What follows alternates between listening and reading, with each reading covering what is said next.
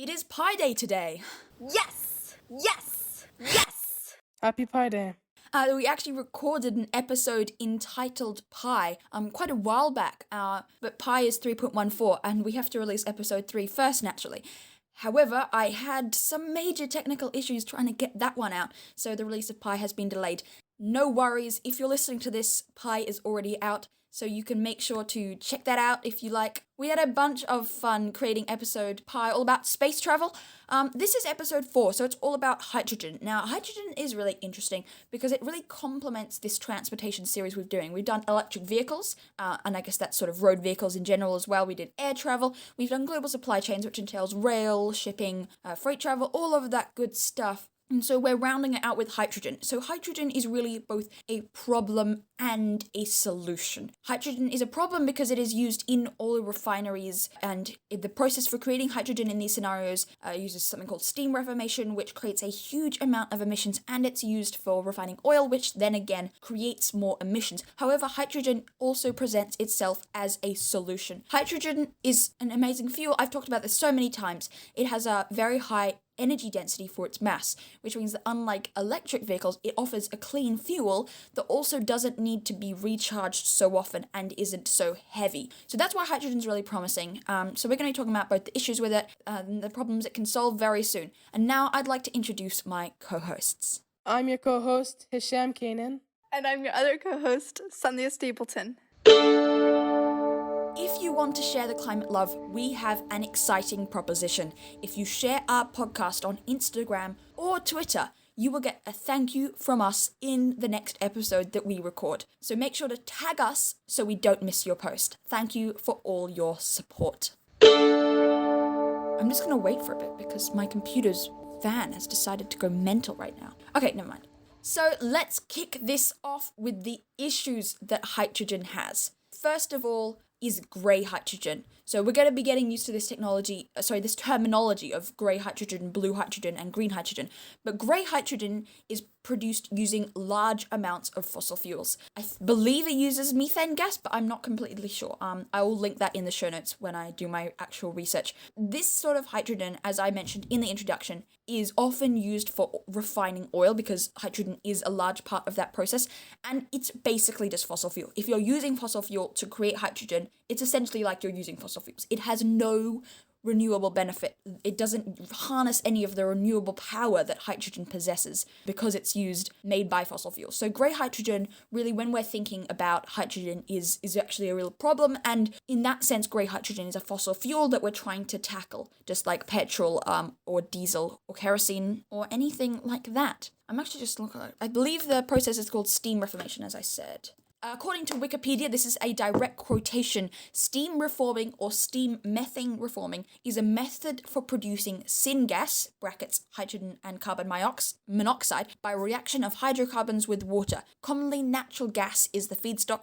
The main purpose of this technology is hydrogen production, and it gives us a wonderful equation here. It says CH4, which is of course methane, and H2O, which is of course water, and then it's got this weird sign, which I assume is an equilibrium, which I assume means it can go both ways. But anyway, and then it makes a carbon monoxide and 3H2. So H2 is, of course, hydrogen. Hydrogen is a diatomic molecule, which is why it's 3H2 when it's a gas, because it sort of covalently bonds with itself to share electrons, so it can experience a full outer shell, as well as carbon monoxide, which is a hugely harmful greenhouse gas. Oh, it says it's strongly endothermic. That means that it gets cold, right? Anyway, it is bad stuff. So yeah. So there are also huge logistical issues with the creation and distribution of hydrogen. So the first of this is electricity. So we've talked about electric vehicles many times. And the thing about electricity is that we often say, oh, it's very difficult because there's not much charging infrastructure. But actually, we're sort of wrong, because there's the grid. The grid is this massive piece of infrastructure in most countries in the world, or all countries, just it depends how far out they are, or how well developed the grid is. Anyway, the grid is this method for transporting electricity everywhere in development countries. What you have to do, I believe I've mentioned this in a previous podcast, is that you just have to take the electricity from the grid and put it in your car, which is relatively easy since people can just charge at home. Hydrogen, however, is not so easy. There is no well-developed transportation infrastructure for hydrogen. In fact, hydrogen is often produced right next to where it's used because there's a lack of transportation infrastructure. So this is really a big issue because hydrogen is really difficult to distribute. So it has a lot of renewable potential, but it's difficult to harness that because of its distribution issues. Yeah, as I said, it's difficult to transport because it's this high pressure gas. It can leak out. It's very light. If you've heard of the Zeppelin disaster, what was the name of the big ship that fell down? The German one, the Hindenburg. Which one? The Hindenburg. That was a hydrogen Zeppelin, right? I'm not sure. I'm not entirely sure. Let me just check. Hindenburg. Look it up. Yep, Hindenburg Disaster, an airship crash. A German passenger airship caught fire. Yeah, that's because it was was full of hydrogen. So hydrogen is very combustible, it's very flammable, and thus it is dangerous and difficult to transport. I mean, you could sort of do some stuff that, like, maybe use natural gas or oil infrastructure, but we'll talk about that in our solutions section. Yeah, and the last issue is hydrogen carries a lot of energy, but according to what's the law of energy preservation? Does that have a fancy name? Have you guys done physics? I think it's just the law of the conservation of energy. Yeah, it's just called the law. Oh, this is actually so awesome. I looked up law of the conservation of energy, and now it's like giving me this sidebar with things like overview and examples and videos and practice problems and formula. Oh, that's crazy. That's really cool. It's like a Google sort of thing. No, it's the conservation of... law of the conservation of energy, though, I think is what I want. Conservation of energy. Yeah, so that's just its name. It's just conservation of energy. That's fine. So the law states that energy cannot be created or destroyed. It can only be transferred from state to state. And we talked about this a bit. We talked about energy stores and transfers in terms of how oil is a chemical energy store, whereas a battery is sort of a method for producing electricity because electricity is only a transfer. Anyway, I will spare you the in-depth physics and just tell you that because hydrogen has a lot of energy, it takes a lot of energy to create. And if you want either steam reformation or steam reforming with the methane or using electrolysis, which is a green way to make this, is just extremely energy intensive. It takes up a lot of energy and of course for it to be climate friendly, it has to be green energy to make this hydrogen green. So there's a lot of challenges in creating and distributing this hydrogen. But I also wanted to say in this section is that hydrogen is a solution for problems. And so I guess since this is the problem section, I'd say what problems hydrogen is a solution for. So hydrogen is a solution for fossil fuels. Fossil fuels, which have a lot of energy in a small amount of space, cannot be replaced by batteries. This is what hydrogen is solving, is this issue. But we'll talk about that in our next episode. In the next section of this episode. So we'll see you on the other side. If you love fighting failure and want to hear more from us, we'd love it if you followed us on all our social media.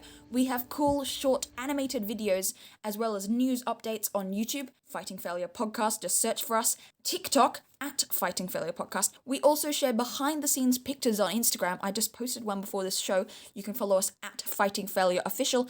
And we also have announcements on Twitter, at Fighting Fail Pod. Why does Twitter not let me have a longer name? Fighting Fail Pod sounds a bit daft. Links, as always, in the show notes. Hi everyone, it's Editing Oscar here. I also wanted to add that if you want to get to our YouTube channel, you can now just go to youtube.fightingfailure.earth to get there really easily. I know it can be hard to find small YouTube channels, so that should make it easier. Anyway, enjoy the podcast.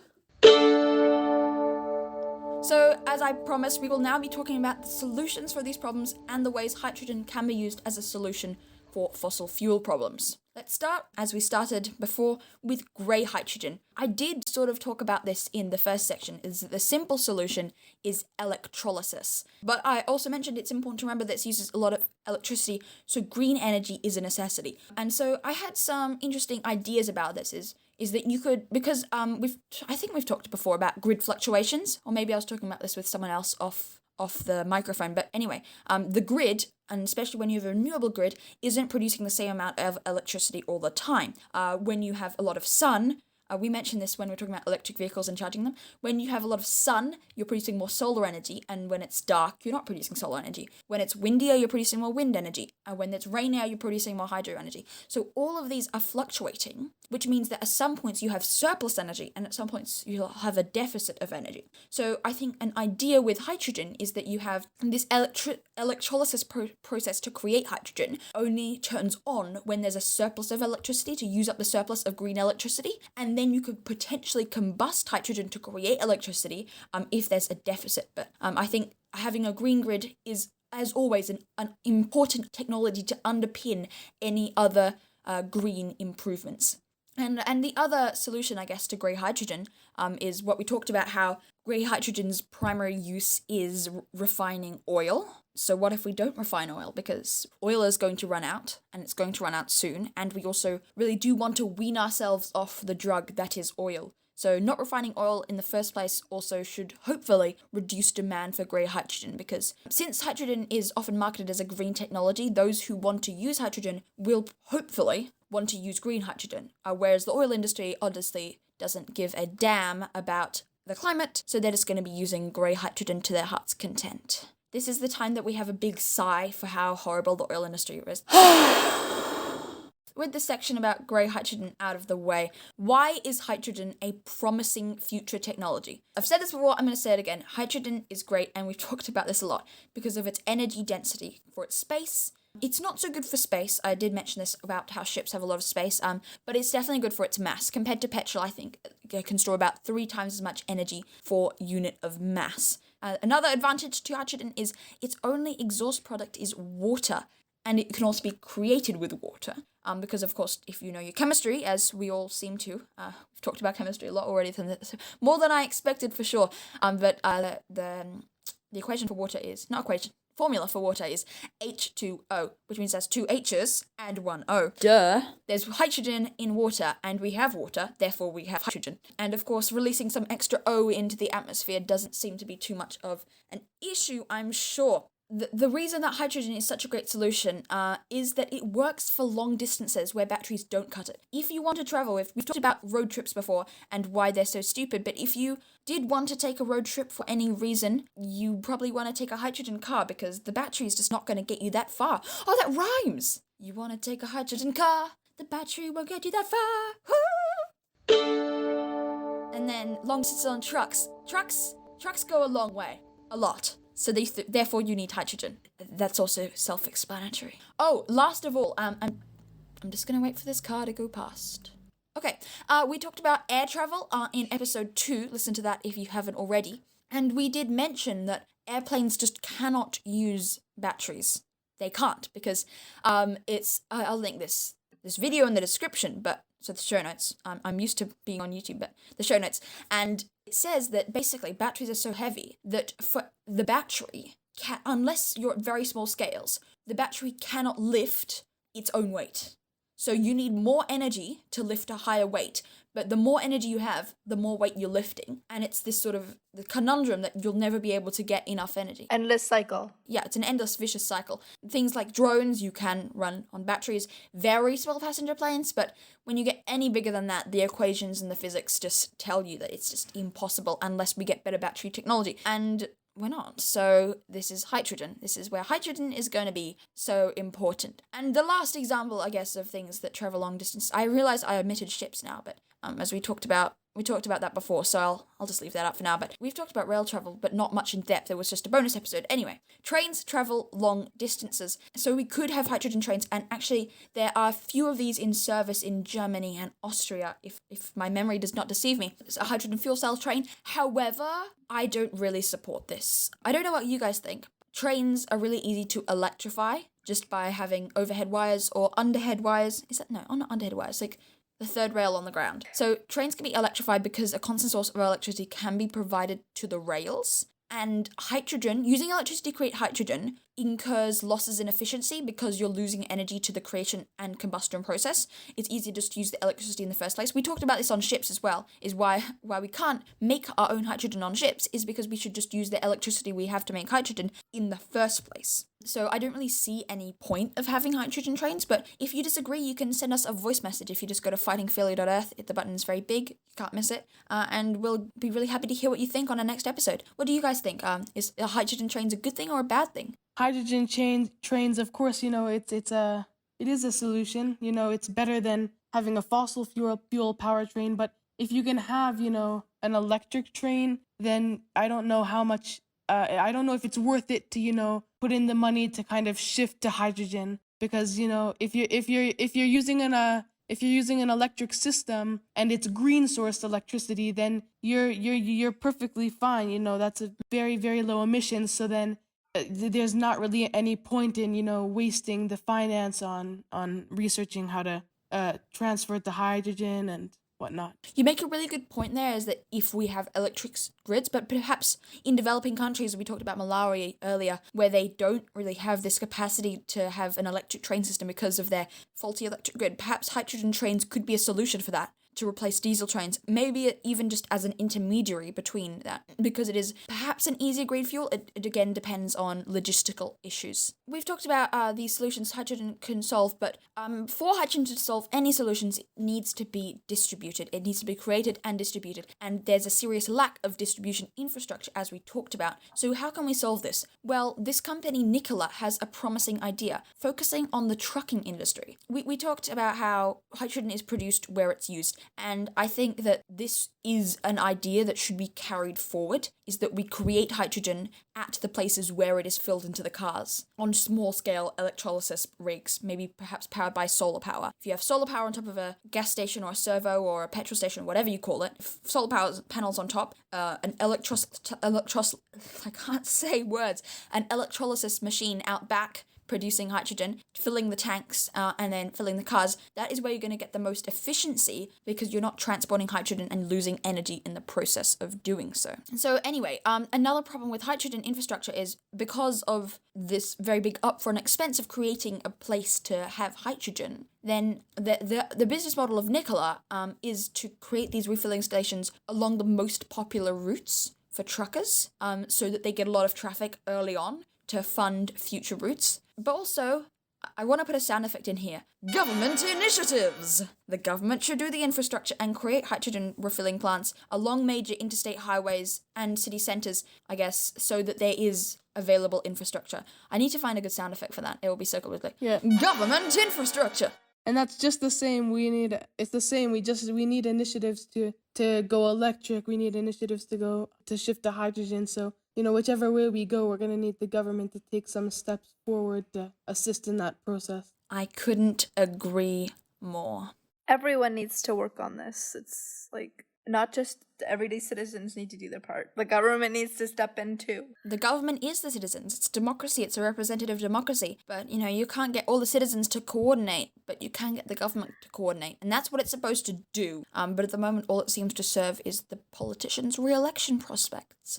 Anyway, difficulty of transportation. So as I said, I realize I've already said this, but you're having these small electrolysis stations run by solar panels or other forms of green electricity next to petrol stations, and therefore transportation really isn't needed. I actually recently watched a video by City Beautiful about the redundancy of gas stations, and something interesting he talked about is, while you might think of gas, I'm just going to say gas stations because, I don't know, you have lots of gas stations, and they always have the big brand like Shell or BP or Texaco. But what I was interested to learn is that is the company that provides the fuel, but it isn't actually the company that runs the gas station. While it might have Shell oil or Shell petrol or Shell diesel, it's not actually being run by Shell. It's being run by a small business owner. And so that did sort of change my mindset about these things, is that the oil companies are trying to get their names out there, and again, disregarding these small businesses. And since I'm very anti-oil industry, but I guess pro-small businesses, it's really interesting to see that. And so I'd much rather be advocating the preservation of the livelihoods of small business owners rather than big corrupt oil companies. And so that's why I think this reinforces the idea that these people who own gas stations could move away from oil and towards having hydrogen available as well and electric charging as well as these sort of, I guess, green energy stations rather than oil energy stations. And the fact that it's very much on an individual basis is both a good thing and a bad thing, because it means that these individual business owners can choose to switch away from oil and towards hydrogen whenever they like, but it also means that you lack the coordination that would come with a big company operating big chains of servos. I said the Australian word there. Don't ask. This is what happens when you lived in 3 continents and have friends from another. So there you go, the multinational life. The last thing we talked about was the energy-intensive creation process. I'm not going to dwell on this for long, but we said that using green energy for electrolysis is the solution. I think episodes about energy and grid storage and stuff is coming up soon. Having a green grid is necessary, completely necessary for having any green technology. Just about all green technologies, other than agriculture sort of stuff, I guess, requires having a green grid, because so much of our solutions are based on using electricity. We have ways to make electricity green, but we also have ways to make electricity black and sooty. So it is just always important to have this green grid and to be sure that you're using a green grid. If you're in the UK, you can actually get renewable electricity for your house if you use a green LED provider. We use Bulb. It's really good. I guess I'll provide a link in the description. I've mentioned it before. I will mention it again. It just quite amazes me how I have this flexibility to switch to a different energy provider. Bulb, if you're listening to this, I would love for you to be a sponsor on the show. I've already written an ad. There are other options as well, so I can demonstrate my impartiality. I think that is all we've got for solution. So next up, we will be discussing a few pieces of media. We've got a YouTube video and an article from The New Scientist, so we'll see you after the break. Now I read this message. New innovative solutions to problems facing our planet are created all the time, so we could never discuss all of them. If you've heard of a new or old interesting solution that we didn't mention, or you just have something to add, or even you want to tell us we're awesome, we'd love to hear it, then you can send us a voice message. Go to fightingfailure.earth with no spaces and click message. If you do, you could be featured in a future episode. So the video we are going to be discussing is called The Truth About Nikola. It is a video by Real Engineering on YouTube, and this is a great YouTube channel. I would recommend it.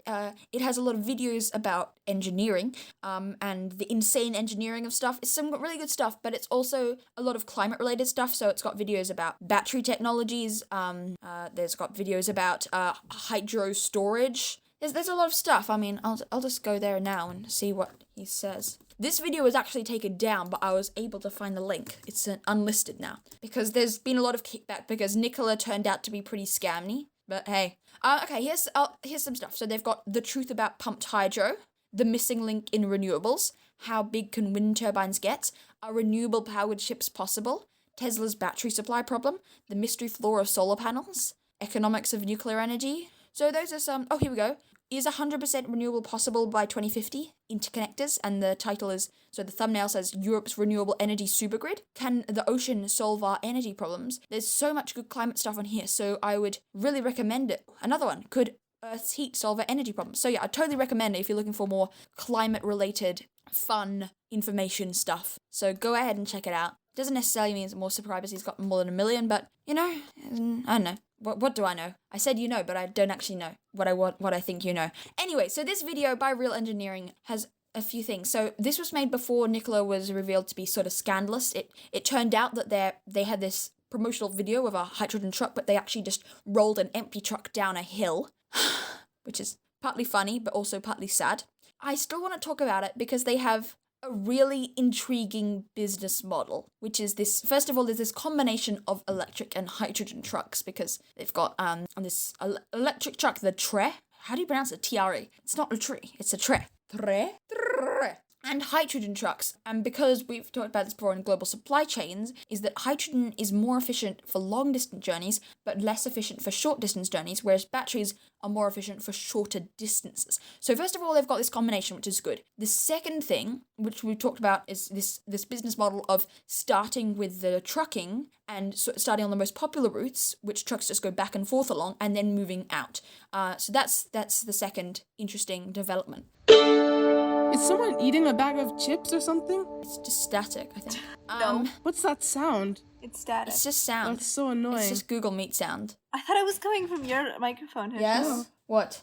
It's someone clicking on their mouse. What? Or it's my chair I have moving. been waiting because I have no sense of time because I have no idea what time I went out there Went out where? outside to let Monty do a wee. So I was just been sitting on the ledge of the wall, holding onto Monty's leash, waiting for him to do a wee for 40 minutes, and he did nothing. Just sat there. Okay, thank you for that information. For context, Monty is a very cute pug. Anything else you'd like to say for the listeners? Keep showing the climate love. Thank you, Wilfie. Now close the door and turn the lights off, please. Thank you. Okay. Bye. That is definitely staying in. That is comedy gold. Okay. What were we talking? We were talking about partnering with other companies. I'm sure the listeners like, oh, partnering with other companies, that sounds so boring. I was enjoying listening to Oscar's little brother talk about the dog not doing a wee for 40 minutes. Anyway, if my memory doesn't deceive me, they were partnering with companies, what was it? I can't remember what it is now, but it was like truck. What's a truck company? It like starts with an I? Truck. No, not tuck. Let's look. Just I think you were talking about Get out Uncle Google. Trucks. Uncle Google. It's like starts with an I. Uncle Truck Google. companies. Where did you get that from? Iveco. There we go. Found it. Iveco. I believe they partnered with Iveco to license the design of their truck, which is a good idea because it saves you on a lot of R&D time, and even to partner with them for production. Both of these save time, energy, and resources, which is a good idea for a startup. Can I tell you what's not a good idea for a startup? To roll your truck down a hill for a promotional video. The last part of the puzzle, one of the smartest ones, is price matching. So diesel trucks have a price over their lifetime, including including purchase price, including the price of maintenance and the price of fuel, of about 0.9 something pence. Not pence. What do you call it in the United States? Cents. Cents. We use cents in Australia. I don't know why I don't know it. Per mile. And so what Nikola has done is they have sort of bundled everything together to create a leasing model that includes the truck, the maintenance, and the fuel, all bundled together for just less than it costs to run a diesel truck. So they're just undercutting it by combining all the services together into this lease model, which I think is very smart. So if it actually wasn't just a truck rolling down a hill, it would be great. Yeah, maybe they could just be like a think tank for renewable business models. Yeah, and then other people can do the actual work. People who aren't so ethically questionable. So yeah, my last bullet point here is just good business model, bad business. You guys want to add anything? nope. This is a very convincing nope from Hisham there. Do you want to add anything? He's like, don't look at me. Oh, I have no idea about this hydrogen stuff, Oscar. My brain is like falling out of my ear right now. I think my nose is bleeding from the stress. My nose is bleeding right now. It's like gushing blood right now. We are your students, Oscar. So the second article is, we've already redone this article from a different perspective. So last time we took a look at it from the perspective of air travel, and it's this article, if you can't remember, it's Hydrogen Hope versus Hype from the New Scientist. As I mentioned last time, it is subscriber only. I am a subscriber, so I can see it. But if you're not a subscriber, you can't see it. Let me just get the issue. So subscribe to it, and then also subscribe to us. The New Scientist is a great... Yeah, that just make like some paper sound effects. Here we go. So this is The New Scientist, 6th of February, 2021. Has a special report, Hydrogen Hope versus Hype. So check that out. They also discuss it on their podcast. It's called New Scientist Weekly. So they do have an episode where they talk about that there. So that is free to listen. So I'll try and link that. No, I'm not exactly sure how to link to an individual episode. Anyway, so the way I want to attack this article in this episode is it demonstrates 6 uses for hydrogen. So we're just going to go through those and discuss them. So the first one is trains and planes. So we talked about trains. We talked about how they could be useful as a transition, but also how they're a bit pointless compared to electric trains. The second one is planes. And this is where hydrogen is so much more promising as a fuel. And I remember last time when we talked about air travel, I said that there were only turboprop. But I am mistaken, and I did put a correction in the show notes. But if we go to 0E... Oscar's yes, mistaken. I was mistaken. Sunday, I make mistakes, please. I'll link this website from Airbus down below, but they've got this really cool image, one that looks a bit like a space plane, one that looks like Bombardier plane with like turboprop, and that's the one that we saw, and that's the one we imagined, but actually there's this one that looks a bit more like almost like an A320 sort of size, because it's got this H2 powered, basically a turbofan style engine, so that could be replacing even our more long haul flights, hopefully in the future. So this is really promising. At Airbus, we have the ambition to develop the world's first zero-emission commercial aircraft by 2035. Hydrogen propulsion will help us to deliver on this ambition. Our Zero-E concept aircraft enable us to explore a variety of configurations and hydrogen technologies that will shape the development of our future zero-emission aircraft. That's what they say on their website. Okay, here we go. This is interesting. So the first type is turbofan. 2 hybrid hydrogen turbofan engines provide thrust. The liquid hydrogen storage and distribution system is located behind the rear pressure bulkhead. Don't know what that means. The second one says turboprop. It also says the stuff about where the liquid hydrogen is located, but this time it's spinning propellers. But this is the one that I find interesting. Interesting. It's called a BWB, blended wing body. The exceptionally wide interior opens up multiple options for hydrogen storage and distribution. It just looks really weird. I'll send you the picture. Just go to this website in the chat and I want you to marvel at the BWB because it just looks stupid. Like, where are the passengers even on this one? But what's interesting to know is they all have the signature Airbus cockpit window design. Are the wings going up? The wings are going upward. Well, wings do go upward, they. Please tell me I'm not, like, going blind or something and my glasses are Maybe you want to go to the going bottom because that's not a very good perspective of the wings. up. Okay. Okay. Oh. There's a video? I need to watch this. Airbus introduces Zero-E. It's a zero-emission concept aircraft. Turbofan.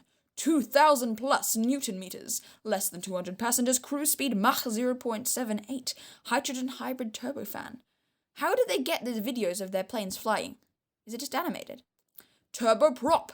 1,000 plus Newton meters. No, this is animated because these aircraft don't exist. Cruise speed Mach 0.5. Hydrogen hybrid turboprop. Oh my gosh, the BWB. 2,000 plus. How are 200 passengers being fit in the BWB? This is weird and crazy. The BWB doesn't look like anything. It's just nothing. Maybe I'm just completely out of scale. But the BWB, does it have 8 turbofans? Why does it look bended? Because it is. It's got like bent up wings. They just look weird. Okay, we'll need to link this in the description. It is very funny, but we need to move on. Automobiles. Wait, Automobiles. Oscar. The way you have this laid out, I'm looking at our notes right now, and I see planes, trains, automobiles, and if I'm not mistaken, that's a comedy movie, right? Yeah, it is.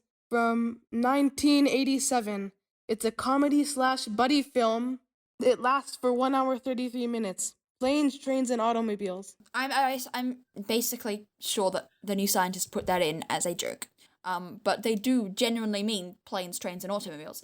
But we did discuss trains first. Anyway, automobiles is a fancy word for cars.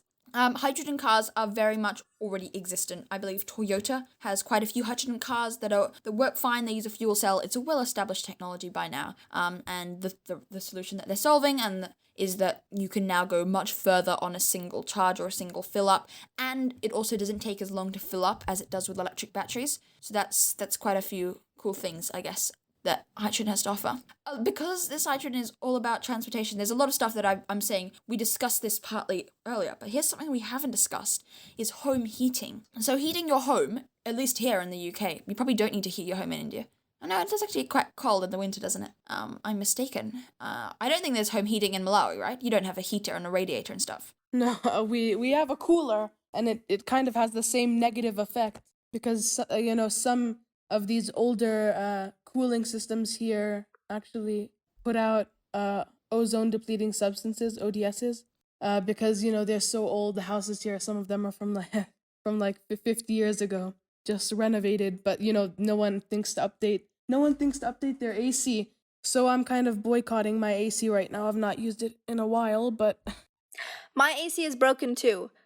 When we lived in Malawi, we didn't have AC. But when we lived in Sri Lanka, we had so much AC. I feel really guilty now. I feel almost like a bit of a hypocrite, but I'm a reformed convict of air conditioning. And I do think we're going to go over this in a future episode. I think that this is a scheduled. I think it's a scheduled episode for season 2. Is it? Very nice. If we don't, you guys can come and be mad at us. Yeah, send us a voice message, tweet at us on Twitter. You know, the algorithm loves all interaction, so please share it with your friends. Share it with your friends and you'll get a shout out. So anyway, we're back to home heating. In my bedroom where I am right now, I don't have a studio or anything, unfortunately. I have no idea how long a meter is, but I'm about 2 meters away from a heater. And then there's another heater on the other side of the fireplace. I don't use the fireplace, obviously. This is an Edwardian house. But there are 2 heaters in my bedroom alone. And so these are radiators. We talked about this in physics as they power convection, not radiation. But anyway, what they do is they basically run hot water through pipes. And this requires, of course, a hot water system. And it's actually the same hot water that comes to our shower, interestingly. It's the same boiler and stuff. Anyway, that boiler is powered by methane gas. So luckily, I am proud to tell you that my gas is 100% renewable, thanks to Bulb. Anyway, so 25% of it is biogas, which is where methane is being coming off poop, literally stinky piles of poop, getting methane from those, and then putting that into the grid. But the other 75% are carbon offset, and that I guess just comes through our gas bill. Anyway, most people don't have renewable gas like we do, and it means that it's quite polluting. But honestly, I'm a bit torn about natural gas. I hope we talk about this more in our podcast on energy. But natural gas is in itself a greenhouse gas. Methane in the atmosphere is a very potent greenhouse gas, and if you burn methane, it actually becomes less potent in its combusted form as carbon dioxide. So it's sort of better to burn methane than to just let it go away. And also, since we burn methane in our own houses as natural gas on the hob, we have an electric stove here, but most people have a hob with gas. And that, if you're doing that inside, I'm going to assume that the emissions from that aren't too bad. But anyway, hydrogen offers some way of having completely renewable home heating. And there's actually been a small-scale trial of this. I think it was in the Netherlands. What does it say? Okay, here we go. In 2019, a project heated homes in the Netherlands with 100% hydrogen. Okay, so it is definitely possible, but whether or not it is scalable is less certain. Hold on, I need to shout at my siblings. Stop slamming your doors. Okay, I'm back. Another interesting idea for hydrogen is supporting the grid. So I talked about using surplus renewable energy to make hydrogen, but what the article talks about is providing the flexibility that natural gas does today. So if you're unaware, natural gas supports the grid by being very easy to spin up and spin down at any time to provide more or less electricity depending on demand. So hydrogen combustion instead of natural gas could be a viable alternative here, which is really interesting. 2 more to go. So heavy industry uses hydrogen as well, and I honestly haven't researched this much, so I can't talk for long, but it could give us the potential to create steel, a very important resource, without the associated carbon emissions. Before we round off for today, the last section of the article is entitled Making Green and Blue. And what it means by that is that green hydrogen is 100% renewable, whereas blue hydrogen uses the steam reforming method we talked about earlier, but uses carbon capture as well to limit its emissions. It's not completely zero emission, but it is promising. To have large-scale hydrogen, we need to use blue hydrogen because green hydrogen can be quite energy inefficient. But there you go. If you have anything to add, make sure to send us a voice message on Anchor. You could be featured in a future episode. Subscribe to our social medias. Lots of cool stuff there as well. Extras to the episodes. Thank you for listening and keep sharing the climate love. Goodbye and happy Pi Day. Although when this comes out, it will not be Pi Day. Anyway, unless I release it today and work all day editing it. Goodbye, people.